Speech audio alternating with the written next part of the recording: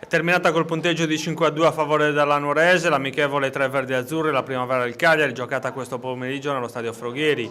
Un buon allenamento per entrambe le squadre impegnate nella fase finale dei rispettivi campionati. Per la Nuorese una sgambata in vista della sfida con la capolista Arzachena in programma domenica nello stadio Froghieri.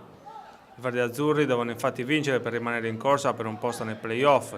Il primo tempo si è concluso con il risultato di 3-1 a favore della Nuorese. Il Cagliari è passato in vantaggio grazie a un'autorete di Di Nardo. I verdi azzurri però hanno reagito immediatamente e pareggiato con Pugeddu. Il 2-1 è arrivato su autorete di un difensore rossoblu.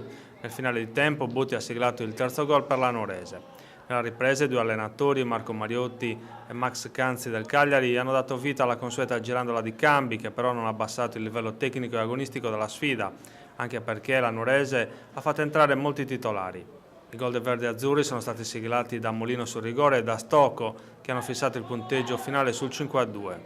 Per la Nuorese un buon test che ha confermato l'ottimo momento di forma della squadra, che nelle ultime 2 giornate tenterà di conquistare 6 punti per riuscire, l'Aquila permettendo, a centrare gli spareggi. Non sarà facile perché la Zacchena verrà a Nuoro per vincere e per mantenere la testa della classifica, ma i verdi azzurri sono pronti a ribattere colpo su colpo per potersi giocare fino all'ultimo minuto l'accesso ai play-off.